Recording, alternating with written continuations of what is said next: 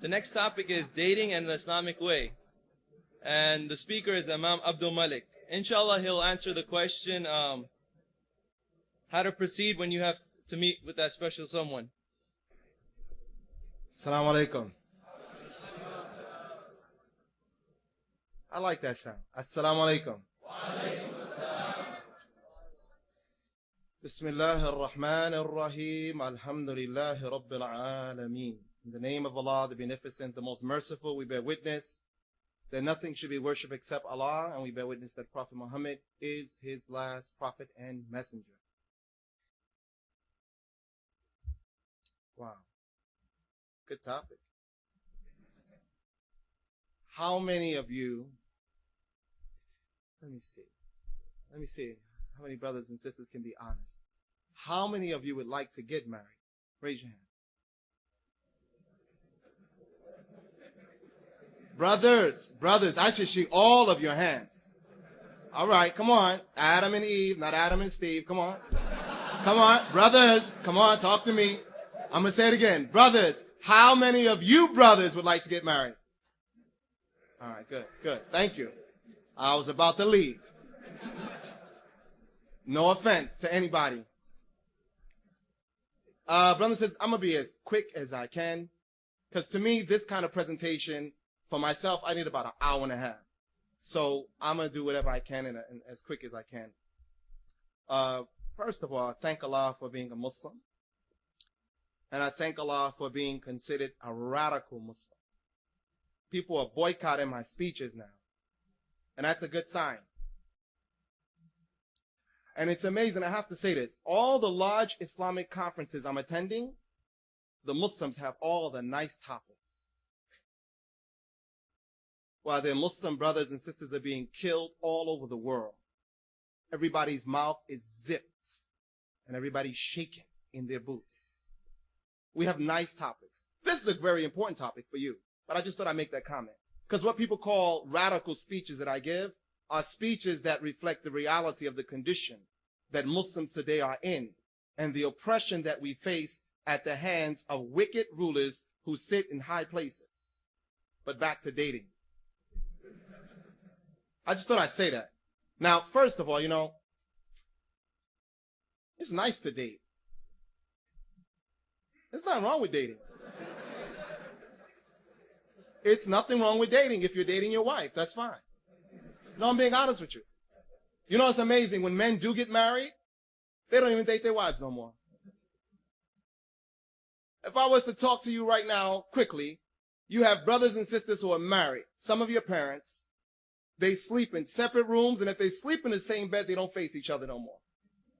No, for real. When brothers first get married, they will buy their wife anything. Even if they can't afford it, they'll borrow money and take on Madison Avenue, and she can go to all the fancy stores. But when brothers don't love their wives no more and don't spend time with them, they take them to Walmart or Kmart to the clearance section, and you got $5. No, I'm being honest with you. See, brothers, in dating and marriage and all the, this language that we use, because dating is subject to interpretation. When I say date, I'm not talking about the haram way of dating, right? There are different ways of defining the word dating. So I'm not saying you can have a date in the Western concept as we know it, the girlfriend and boyfriend kind of foolishness. But I am saying that I think you should encourage your parents to date. Really. Brothers who are married tell me they're so unhappy. A lot of brothers who are married are very unhappy. And the reason they're unhappy is because they make the women unhappy. So women, if you make a woman unhappy, they say women are like telephones. They like to be held and talked to, but if you press the wrong button, you get cut off. I tell brothers, if you want to bring the best out the woman, you better treat her like a diamond. But anyway, now, the reason so many of you are in here, because you're thinking about sex. Now, that's bad for some of you. Don't get excited. Some of you now going in the back, astaghfirullah, how could he say that? That's how you got here. See, the issue of Islamic culture and Muslim culture, I just want to touch on that really quickly and talk about this whole concept of male-female relations. Because you know what? It is the dream of every man who really chooses to live out the nature in which Allah has created him in.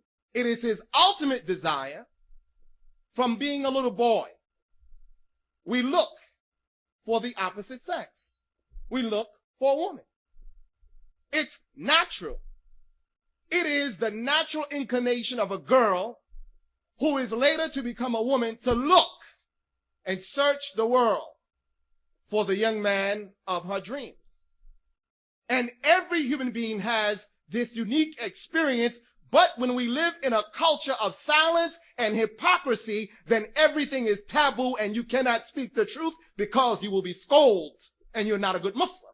So if I go home and say to my parents, you know, Mom, I'm 15 and my hormones, my God, I don't know what's happening, and I've been watching television and magazines, and I'm in class. I just finished reciting the Quran. I just finished Baqarah, and I'm in my math class, and there's a girl next to me named Susie. She has on Daisy Duke shorts. I don't know. I look, and I wanted to look again, and we can't be honest with people about that. But people do it every day. Sisters sometimes, mashallah sisters, mashallah. They got their nice hijabs, they tie them tight. You look at some, like, but if you see them in the marketplace, or you see them later on in the evening when everybody, them hijabs and going nuts, how you doing, brother? It's been a long time. Here's my number, just call me, inshallah, anytime we can work on any Islamic project. You don't want to work on Islamic project, you want to work on each other. The subject matter is you and me. Why me? That's really what happens. Even in the MSAs, listen, in the MSAs, the brothers and sisters who be in charge, if you go to an Islamic conference, they always telling everybody when to go to bed. Brother, you go to your room. Sister, you better go to your room. No, it's late. And everybody goes to their room where you find the counselors at sometimes. Sitting down in the lobby talking. And 5 years later, he's married to the sister. He said, wasn't you at the camp? Wasn't you at the camp? Well, we always at the camp, and we're camping now. We're real campers. She's my wife. And you know what? I told the Muslims, and I'm going to tell them again. If you want to preserve Islam in America, you better let the young brothers and sisters marry and prepare them for family life. For the Prophet said, "Man ja'a ilaykum man taradawna minhum aw minhu dinahu wa khuluquhu." Aw kama qala. The Prophet said in a hadith, if a person should come to you who you are pleased with their character and their deen, then marry them. For if you do not, there will be corruption in the land. Today in the Muslim community, there is corruption because our parents have this cultural fictitious phenomena that you are going to get married, and for the first time you're going to talk to a woman when you get your PhD or your MD or you become an engineer. That's so retarded. In America, that's being retarded. That's intellectual retardation. I'm not talking about your parents. I'm just talking about the concept. Because honestly, you are a generation of young people who will see and hear more about sex and see more advertisement than any generation in the history of the world. There are brothers and sisters today who are good Muslims. But because they're single and nobody wants to help them, and because they can't get married, they are hooked in the midnight hour. In the midnight hour, they're hooked to that internet. And you're scared to tell your parents you want to get married because you don't have your PhD yet. You say, Daddy, I want to get married. Astaghfirullah. What do you say? Aisha, are you looking at the boys? Oh, no, Abby, astaghfirullah, just fun in front of my deed. Yes, she's looking at the boys. The same way your wife looked at you. And don't give me that stuff, we were cousins. So what?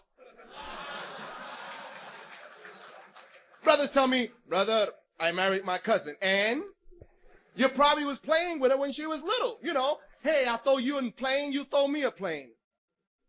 You know how you do it. It's your cousin. Is auntie cooking today? Yes. I'm coming over, inshallah. Okay, come.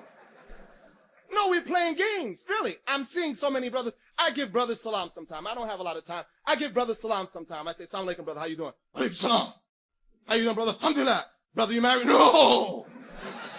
That's his problem. He need a wife. If I live in a house with a lot of women, I live with a lot of women. Oh, I got 5 girls.